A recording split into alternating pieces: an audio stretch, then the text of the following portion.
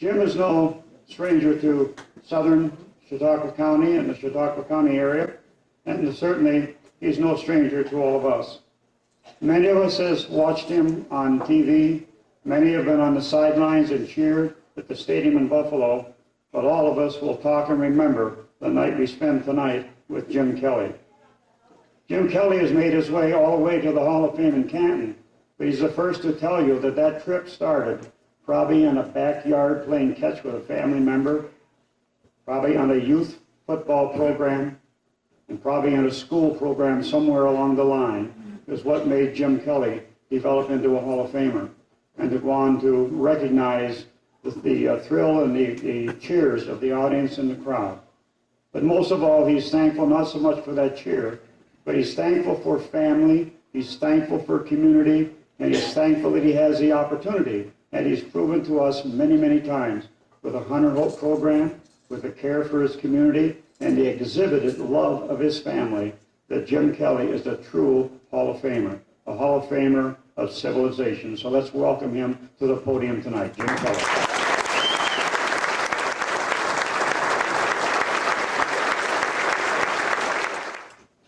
A framed jersey to the Chautauqua Sports Hall of Fame.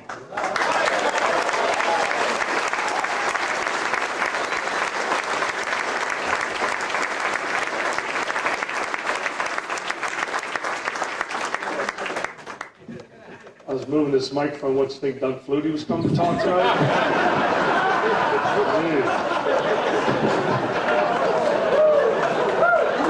I'm allowed to say that. He's my friend.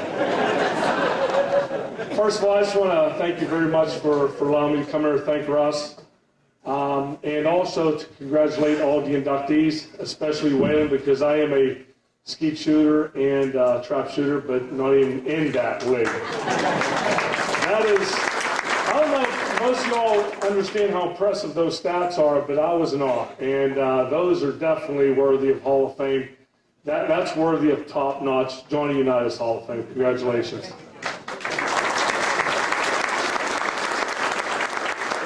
And also to the recipients for your awards tonight, to all the high school athletes, congratulations. Many, many more great hopes in front of you, because you know, you have to set goals in your life, and that's what I did many, many years ago. What I'm going to do is tell you a little bit about myself, pretty much how I got to where I'm at, and at the end I will answer any questions you guys have. I'll try to answer as many as I can. Try to keep them to football. And not to the ownership? Just kidding. But no, I just want to, again, just to tell you how pleased I am to be here on behalf of not only my family, but my son's foundation called Hunter's Hope. It started for me many, many years ago in a little small town of East Brady. And I was talking to a few gentlemen before, and they were telling me how big the high schools are around here, like Jamestown. They were talking about they went from 500, I guess, down to like 300, 325. Well, I started it when I graduated. I had 65 in my graduating class. Guess how big it is nowadays? 0. They closed my school down because the lack of students, lack of everybody leaving. They retired my number 1 year and gave it back the next. So it was pretty fun. But it's kind of interesting because where I'm from and growing up in a small town of Pennsylvania, you know, I remember my father telling us about himself growing up. My father grew up in an orphanage. He never knew his mother or father. He was raised in that orphanage since he was 8 months old. And from that point on, my father said, if I was ever blessed to have children, especially boys, I would teach them sports. Well, he met my mother, and they decided to get married. And first of all, you know, after they got married, they had a little boy called Pat. And then a boy named Ed. And then a boy named Ray. And then a boy named Jim. So after 4 boys, my mother talked my dad into giving her one more try for that girl. They ended up with twin boys to make it 6. And of course, you know where it went from there. No more kids. And where I grew up, I guess all of us, all 6 boys, we all wanted to be successful enough to take care of the 2 people we loved, and that was my mom and my dad. And throughout growing up, and I'm sure every parent understands this, and I understand it now as I am a parent, that all the fighting that went on, all the football games we played in the backyard, all the times that my mother chased us around the table saying, wait till your dad gets home. And of course, we weren't scared until about 3 minutes before my father drove up in the driveway. And then we pleaded with our mother not to tell my dad. And of course, the majority of the time, my mother didn't tell. She was a saint. Imagine raising 6 boys the way she did. But again, the athletic ability that we all had, the wanting to be able to take care of mom and dad when we were old enough to be able to do that. All of us, 5 out of 6 of us had football scholarships. We were very blessed of the ability that we did have. We played football, basketball, baseball. I played golf. And the only reason I played golf was so I could get out of school. And of course, now I realize how important education is. So none of you kids, I know some of you guys I talked to earlier, golfers, they're playing for the sport of it and to be great and to set goals. Well, I remember, growing up in high school and when I was a small boy, my dad had me out in the backyard each and every day. Wouldn't let me eat lunch until I was done throwing the football. And I can honestly say today I have a nephew, and I like to brag about him because he's my godson also. He has a father that is my younger brother, exactly the same as my dad, has him out in the backyard every single day. He's the first time ever three-peat in the pump, pass, and kick. I did pump, pass, and kick, but this year, as a 13-year-old, his score beat the 14 and 15-year-olds. He's 6'1". He throws the ball 64 yards, and he is a Kelly. And it's something I'm proud of.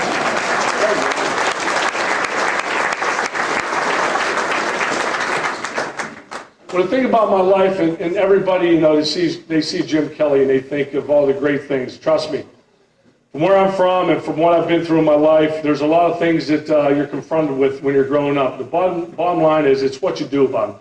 There's going to be negatives in your life, and as you young kids grow up, you're going to realize this. And as adults, we know it. The thing is, things are not always going to go your way, but the bottom line is it's what you do about it. It's what counts. My whole life was a roller coaster ride from the time that I was brought up, like I was telling you, with 6 boys. The fighting over the meals, the fighting over who's going to sit in the front seat, everything that went with it. And of course, for me, growing up and wanting to play for a team that I loved. Where I'm from in Pittsburgh, you're either a Pitt or a Penn State fan. I never liked Pitt. I love Penn State. I love Joe Paterno. I'm not going to clap. Not now. But what happened was I went to his football camp my junior and senior year. And where I'm from, the Penn State Nittany Lions were always on top. And so I said, I'm going to play for Joe Paterno. And of course, I went to his football camp, and I was a quarterback. And of course, I played linebacker, too, in high school. So I thought I did enough to convince him that, that I wanted to play quarterback for him. So here it was, just a couple weeks before the national signing date, and Coach Paterno called my house, and he said to myself, he said, Jim, I just want to let you know we've already signed 2 All-State quarterbacks, and we still will give you a full ride, but we want you as a linebacker. And, of course, that pretty much devastated me because here I was, always wanting to play quarterback. And, yeah, I was a half-decent linebacker, and I was being recruited to play linebacker by some colleges, but I didn't want to play linebacker. I wanted to play quarterback. So one of the brothers I look up to is my oldest brother, Pat. So I called him. I said, Pat, Coach Paterno just called me, and he said that he didn't want me as a quarterback. He wanted me as a linebacker. Do you have any words of advice? What should I do? And he said, brother, he has some advice for you. He said, before you board those chartered flights on those airplanes, he said, the flight attendants never want to know where the linebackers are. They want to know who's the quarterback. I said, that's me. I'm the quarterback. So, of course, and that's the honest God's truth. My brother told me that, but that's not the real reason I did it. But I did have dreams because in Pittsburgh, I was a teenager when the Pittsburgh Steelers were going to all those Super Bowls. Terry Bradshaw was my idol. I looked up to him. I said, you know what? One of these days I'm going to be like that. My father always told me, he said, son, if you ever want to have a chance of playing in the National Football League, you got to work. You got to make sacrifices in your life. And I did to a certain point.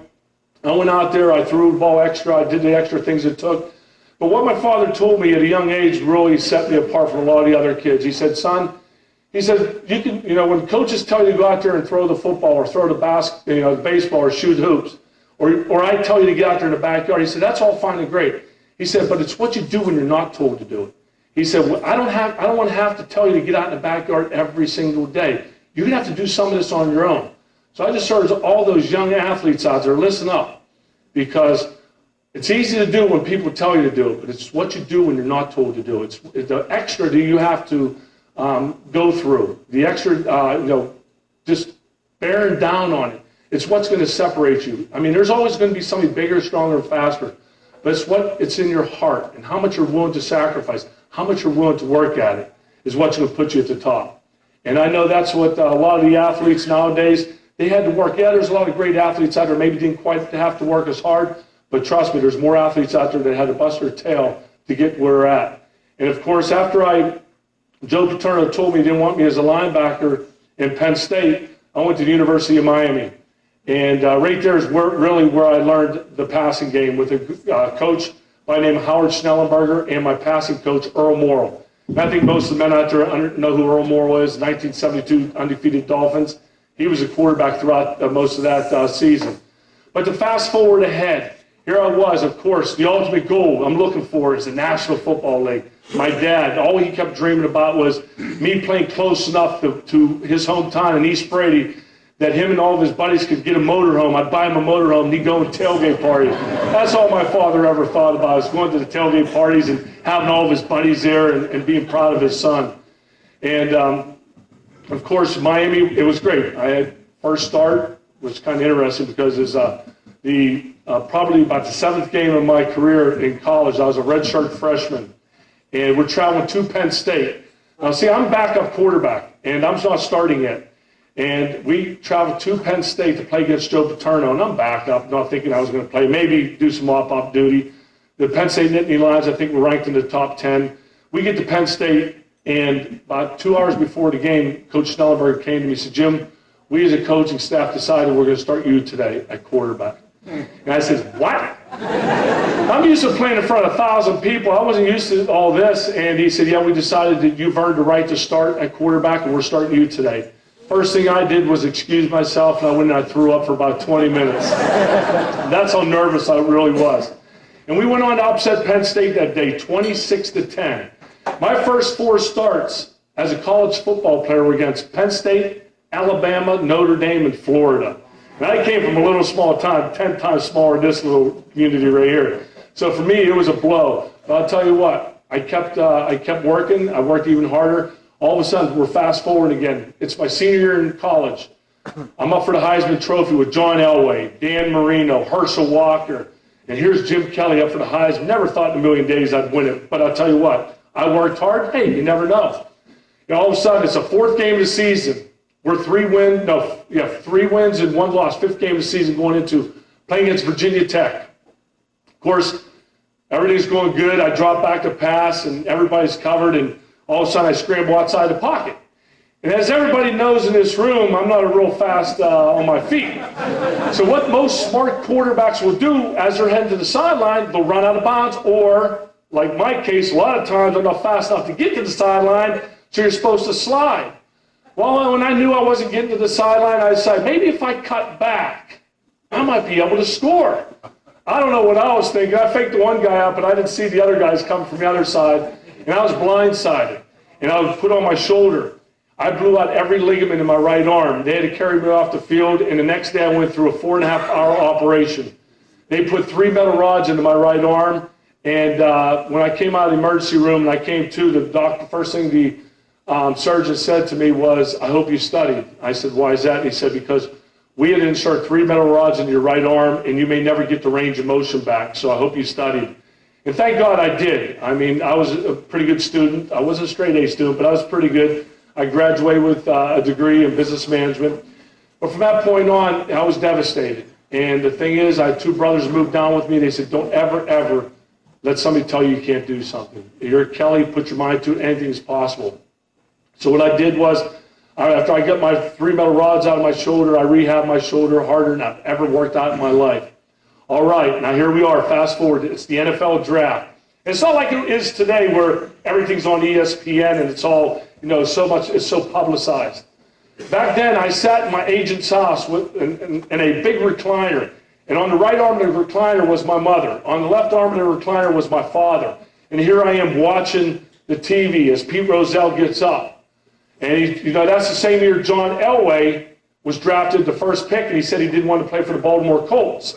So we're sitting there, and as Elway, said he didn't want to play for the Colts, he's going to second pick, 10th pick. All of a sudden, now it's right before the 12th pick, my agent looks at me and he said, Jim, is there anybody you don't want to play for? And I said, oh, yeah. Remember, I went to Miami. I said, I don't want to play for the Green Bay Packers. I don't want to play for the Minnesota Vikings. And I sure don't want to play for the Buffalo Bills. So all of a sudden, here it is. I mean, vision this. It's a 12th pick in the first round. Pete Rozelle gets up and he said, the Buffalo Bills select in the first round, 12th pick. Anybody know who it was? Tight end from Notre Dame, Tony Hunter. I go, yeah! I jumped out of the seat. Honest to God, when I jumped out of the seat, I knocked my mother off the arm of the chair, right onto her butt. I felt so bad, I picked my mother up. I said, yeah, I'm not going to Buffalo. And my agent said, they also have the 14th pick in the first round. I'm like, oh, no. Needless to say, the Bills selected with their 14th pick, quarterback from the University of Miami, Jim Kelly. I cried. I can honestly say I did because I went to Miami, and of course, I wanted to play for the Pittsburgh Steelers. And of course, when you grow up, you have the teams you want to play for, the teams you dream about playing for. So, of course, all the radio interviews are coming in, the TV interviews, and I'm saying all these great things about I can't wait to be a part of the Buffalo Bills. I lied every single second. Sorry, but I did. But you have to remember, I mean, go back a little ways. The Bills, I mean, the Dolphins dominated them for what, 10 years in a row? They were getting 25, 30,000 fans in the stadium. Nobody thought Ralph Wilson was committed to bringing a winner there. All the negative things I kept hearing about the Buffalo Bills. And so I signed with USFL. I went to the USFL for 2 years and really, like I said earlier, the passing game, ran the run and shoot offense with Miles Davis, threw for over 10,000 yards in 2 years, 83 touchdowns. That was one of the major reasons I got to where I'm at because I threw the ball all the time. But to be honest with you, and this is the honest God's truth, the best decision I ever made in my life was becoming a Buffalo Bill in 1986. To me, that was a pivotal part of my life. Again, if you really think about my life, I mean, the ups and downs from wanting to play football for Penn State and them not wanting me, and then, and then going to Miami, all the great things, and starting, beating Penn State, and then my senior year up for the Heisman Trophy, still going up with the goal of winning that, win the championship in college, to blowing out my arm, telling me I'd never play again, to downer for that, and then being drafted, going the first round, and the Bills, and then the USFL, and then that league folded. I mean, my life has been like this. And the thing is, I've been very blessed to have great parents that always instilled a lot of, not only confidence, but instilled a lot of great values in not only myself, but my 5 brothers. And of course, when I became a Buffalo Bill, Ralph Wilson said, Jim, I'm going to get you the players so we can build a championship here. And boy, did he ever. He already had Bruce Smith, Andre Reed, Thurman Thomas, Ken Hall, James Lofton, Don Beebe, Shane Kong. I can go on, and Cornelius Bennett. There's so many great players here. And of course, for me, here it was, growing up in the Pittsburgh area, and now I finally made it to the NFL. I got my dad. The first thing I bought was my father a motorhome so he could bring all of his cronies up here to sit in that parking lot, to have a few cold iron cities and have fun. You Pittsburgh guys know what I'm talking about. But yeah, here it was. I finally made it, and that was probably one of the proudest days I had the day I ran out on a football field in 1986 and had my mother and my father and my 5 brothers in the stands, and all my family from my hometown, little town of East Brady. And of course, moving on, being able to finally playing the LA Raiders in 1990 in the AFC Championship, beating them 51-3. And what a great day that was. And I'm sure if you're a Buffalo Bill fan, now you're right, Bob. And I'm sure if you're a Buffalo Bill fan, the thoughts of going to our first Super Bowl, I mean, the thought that I had, that was during the Gulf War, if y'all can remember, going into that stadium, all the helicopters flying around, all the security around that game. And for me, growing up in Pittsburgh, now taking my own team, ever since I was a little boy, I was throwing passes, at the end of the game. Well, here it was. 1990, Super Bowl 25. 2 minutes to go in a football game. I'm the quarterback. Everything that I dreamt as a little boy in my backyard came true to a certain point. Here it was, lead my team, hand off to Thurman Thomas, a scramble up the middle, pass to Andre Reed, one to James Lofton, another scramble, another run by Thurman. Here all of a sudden I knew I had to get inside the 30-yard line, setting up the game-winning field goal. We're all standing on the sidelines. Here it was, Super Bowl 25. Boom. Kick goes off. Wide right. From where I was standing, the damn thing went through. I don't know why. I still thought it went through, but I guess it did. I saw the replays. But, that was everything that we worked so hard for. And the thing is, with football, it's a team sport. One play can be the difference between winning and losing. And you look at the New England Patriots nowadays. They were considered a dynasty even before this year. How'd they win 2 of their Super Bowls? Kicks. Do I ever hold that against Scott Norwood? Never, because Scott was one of the main reasons we got to the Super Bowl. And of course, here we are. The excitement of going to the game, winning that AFC Championship game, the fans on the field, Buffalo just going nuts, to lose it and going to downer. And then having to go through that, through a whole offseason, and being able to regroup, get everybody working together again, to do it 26. The up of going crazy, winning, going back to the Super Bowl, and then losing again. And it's what we did about it. We never, ever, ever gave up. We kept plugging along. And if you really think about this, it doesn't matter whether it's a business, a football team, a basketball team. It's what you do together. On a football team, there's offense, there's defense, there's special teams, and you count the kicker and the punter. If there's 1, 2, 3 players that decide not quite to work as hard as they did the year before, that could be the difference of you getting that chance to go back. So for all of us to be able to pull together the leadership that we had in that locker room, from not only the players, but from a coach like Marv Levy, being able to motivate us each and every, not game, but before the season, each and every year, to get us ready to do it again, and again, and again. I'll tell you what, just my hat goes off to a guy like Marv Levy, being able to get us all ready to play each and every year. And of course, for me, being able, playing the greatest sport, and I apologize to the baseball coaches and players and hockey and golf and all that, but to me, football is it's the greatest sport. It's the granddaddy of them all. And I just know throughout my career, when I retired in 1996, I look back at my whole career, and I was thankful for so many wonderful people, so many wonderful friends that I made throughout the course of my 11 years here in Buffalo, New York. And I remember January 31st, 1996, well, I should say 1997, when I announced my retirement. And at the time, my wife, Jill, we were blessed with a beautiful daughter named Erin. And of course, as a daddy, I always dreamt about having that boy. 2 weeks later on Valentine's Day, which is my birthday, we had a son born. And when he came, I remember when we were at the hospital and we were sitting there and I'm coaching my wife, Jill, and telling, come on, push. And all of a sudden, a little boy comes out. Talk about excitement. First person I called was Thurman Thomas. Why? Well, Thurman's one of my good friends, but also he had 2 girls. I want to give him a couple jabs. Hey, Thurman, did I tell you that his son born today? He goes, yeah, you told me like 5 times. I said, I just wanted to make sure you knew I had a boy born on my birthday. I was bragging to him, of course, calling my family members, and I was like a lot of dads out there. I dreamt about going out in the backyard, and the funny thing is, my brother Danny, my youngest brother, he had a son born 11 days before my son. And I dreamt about those 2 going out in the backyard, me coaching, my brother Danny coaching, both of us coaching them, throwing the football, going fishing and hunting and camping, all the great things that my father did with us, I dreamt about doing with my son.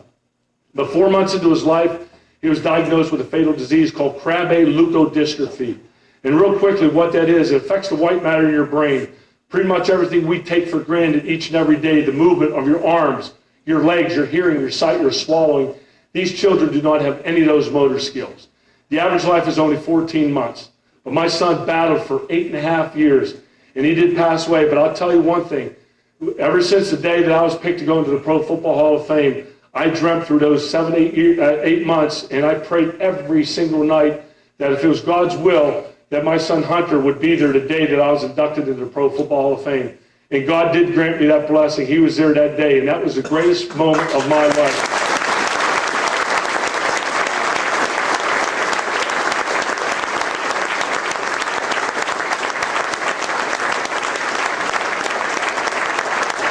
What I would say is, my son Hunter will never be able to run out in front of 80,000 fans, but he's going to do greater things. He's going to change the lives of thousands and thousands of kids.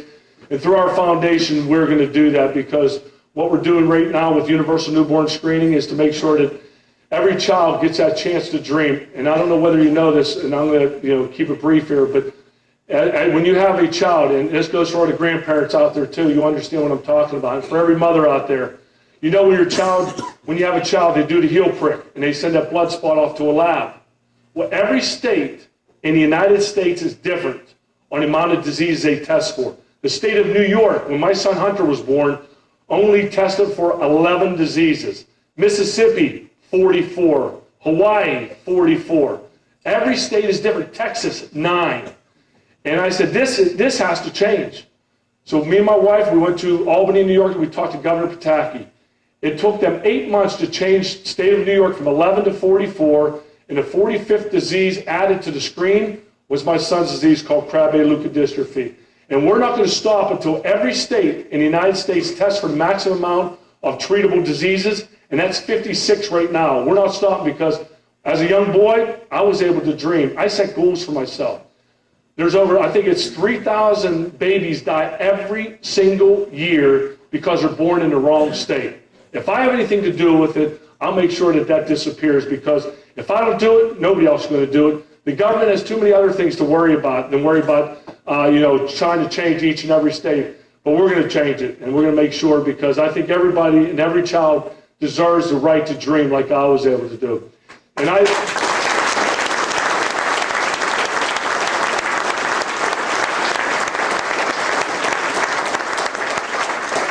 as I stated before, we're all going to be faced with things in our life, from whether it's, small things about picking a college, or whether it's, winning or losing Super Bowls. For me, what really woke me up was the birth of my son, and being able to see what he went through, and the positive negatives that go into your life. But kids, I'm telling you right now, there are going to be times where things are not going to go quite the way you want them, or the way you dreamed about them. It's what you do about it. It's what counts. So never hide behind it. Step up and make a name for yourself. Be that person, be that kid that makes a difference. And I was one of those guys that I was very blessed to have great parents growing up, like I said earlier. But the thing is, it comes from the heart. It's being able to get in there and do what's right, and do what you feel that your parents will be proud of you for. So on behalf of my wife, Jill, and I will answer questions, and my sons, Hunter Soap, and my son, Hunter, God bless you all, and thank you so very much.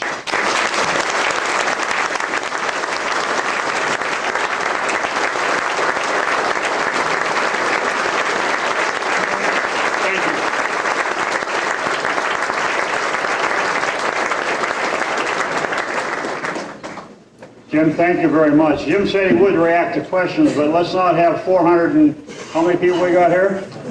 Only players are allowed. There's probably 5 or 6 guys that are there too, the board of directors. I think there's like 5 or 6. It's all players. I walked in my first time, and I looked around the room, and I saw Bart Starr. I saw Gail Sayers. I saw Merlin Olsen.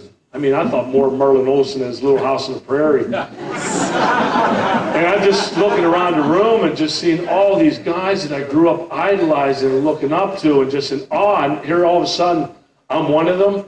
That was probably the most unbelievable feeling, besides having my kids, that I've ever experienced in my life. And it's really hard to tell you the feeling that you have in your body when you're amongst a group of people like that. It's a day I'll never, ever forget, especially since my son was there that day that I was inducted. But what a great, great week. And it was good that I shared it with a lot of the fans right here in Western New York. It came down to Canton, Ohio, even though I talked to a few gentlemen earlier, said that probably was one of the hottest days they ever had. And I remember it was pretty hot. But that was an awesome, awesome day. Any other questions? Yes, sir. Where are the Bills going? Where the Bills going? Toronto? No. Just kidding. I agree. Where are they going? This year, future, what are you talking? Which question do you want? I know one of you guys are going to step up and say that. I had to be the first. Yeah, I'm going to get it with all the change I have in my pocket.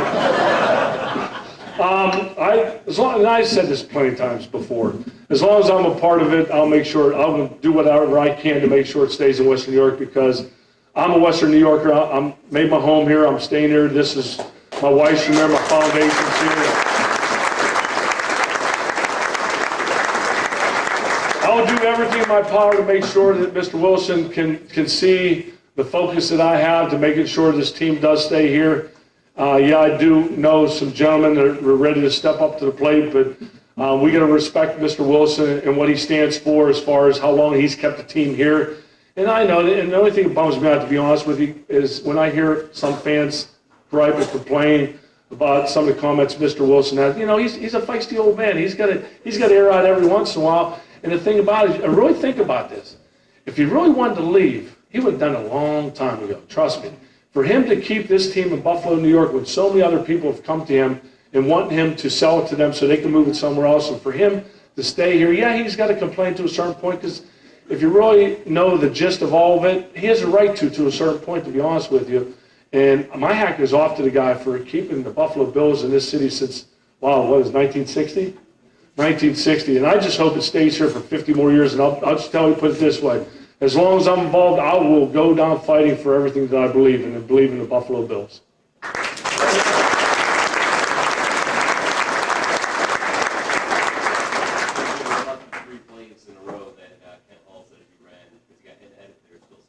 Oh. He was asking about the series. I had, I think, 6, 7, 8, I don't even know, concussions in my career. And one of the games he was talking about was, there was a game where I called the same play 6 times in a row. And it was a running play. And after like the third one, Ken said, we just ran that. This is what he told me. And, but the thing is, it kept working, because there's no way that they're going to run that same play again. I ran it 6 times in a row until they called a timeout. And the reason they called a timeout, because I had no clue where I was. And it took them 6 plays to understand that I was cuckoo, that I had a concussion, that I had no clue what I was doing. But it worked 6 times. Hey, that was pretty good. Maybe I should have got hit upside the head a few more times. But yeah, it worked out pretty good. But Ken Hall is still one of my best friends, and I do recall that because we watched film, and I didn't believe when they told me about it, but film doesn't lie. Yes, sir. Yeah, Jim, Buddy and I, we were in Tampa Bay. But what I'd like to know is that last 8 seconds of the Super Bowl, was there ever any discussion about running another play, or maybe let somebody else kick the field goal? I was going to go in there and try to kick the field goal too. No, there was no. All I knew was before the game, Scott was pretty consistent from 50 yards in, and I didn't want to take any chance of the clock running out or anything like that. I wanted to make sure that that we had the ball. I knew he could make it from there. He was hitting it before the game. He was the reason that we got to that game. He's hit plenty of kicks from that distance. So I said to myself, even before the game, I usually know as a quarterback, since I do call all the plays, I knew going into every single game that I played in where I thought I had to get, whether it was wind because of the wind, whether it was because of just astroturf grass. I knew where I had to get in order for him to have a chance of making it, and I knew Scott could make it from there. Unfortunately, it just didn't hook in like most golfers know. You get that little draw comes in, and I know the laces were out, so I've been told all the time. But yeah, it just wasn't meant to be. That's part of life. Yes? Jim, we talk a lot about Super Bowl 25, but how would you recap the 4 Super Bowls, which, God bless, will probably never happen again, 4 in a row? That was awesome. But to look at those 4, how would you look at each of them? Well, it's hard to, I do look back on my career and the career that we had with the 4 Super Bowls and being in the AFC Championship game 5 out of 6 years, because in 1988 we played against the Bengals. So we were in the championship game 5 out of 6 of those years. Just the camaraderie that we had, the resiliency of never giving up, being able to fight back every single time, even though we didn't win them. Just how proud I am to say that I was a Buffalo Bill. And to be honest with you, I travel the country a lot, and I hear what people say. And if this was 15, 18 years ago, the feeling might be a little different. Yeah, I'm not the Buffalo Bills again. But the more that we're removed from those games, the more that people appreciate what we did. The same people that were dogging us before were now, saying, man, that was a heck of a run. That would never happen again. And it won't. I mean, to go 4 years, win or lose, is just something that I look back on. I'm very proud of what I've been able to accomplish, but also know that I couldn't have done it by myself. It took everybody pulling together, and you had to have a special coach by the name of Marv Lee to be able to handle all the egos that we had in that locker room, being able for all of us to put that aside and be able to buckle those chin straps, put the cleats in the ground, and go after. We did it for many, many years, and I was glad to be a part of that. Yes, sir. Even with Marv Levy as the coach, had that field goal gone through? No. Yeah, I think so, but I don't know. I mean, one good thing about us, and he always stated this, we're one of the best practicing teams he's ever been around. Yeah, we did have fun. Some people said we partied too much, enjoyed ourselves. And I said, you know why we did? Because we won. We were successful. The thing is, we always knew what our priorities were. We knew when we had fun, we had fun. But when we had to get to work, we knew how to work. And there's one thing that Marv never, ever said, that we never came prepared, because we were one of the most mentally prepared football teams there. And he is one of those coaches that says, you don't come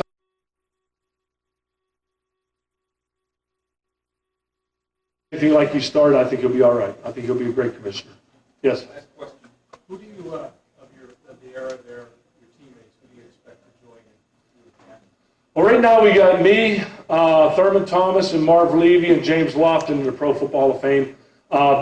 Definitely Bruce Smith will be next year, and I hope he's joined by Andre Reed. Andre's going to get in. It's just a matter of time. And the funny thing is, and I mentioned this to one of the voters, I said, do you know the criteria to get into the Pro Football Hall of Fame as a receiver? He said, what do you mean? I said, well, aren't you supposed to have like longevity? You play for many years? He said, yeah. I said, consistency. Doesn't consistency add up to it? Yeah. I said, what about catches? Aren't receivers supposed to catch football? He said, yeah. He said, what's the point? I said, Andre Reed played for 18 years. He averaged over like 70 catches a year.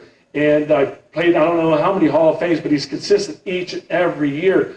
And I think it was 850, 900 catches. I said, if those aren't credentials to get into Pro Football Hall of Fame, I don't know what is. And he said, wow, I never heard it put that way. Come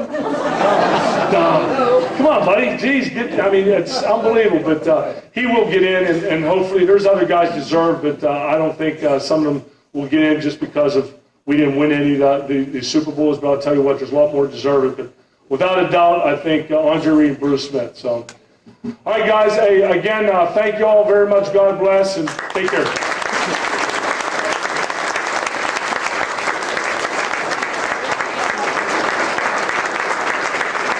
Jim, on behalf of the Chautauqua Sports Hall of Fame, all of our sponsors, our advertisers, and everybody in this room here this evening, I can't thank you enough for your words. And on behalf of all of us here in Chautauqua County, I'd like to present you this check to Hunter's Hope Foundation for $10,000.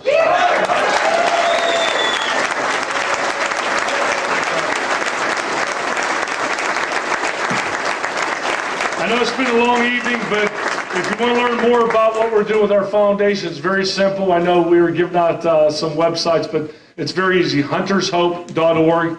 Look at what we're doing and look at the difference that we're trying to make in the lives of many, many thousands of children. So thank you all very much. Drive safe and God bless.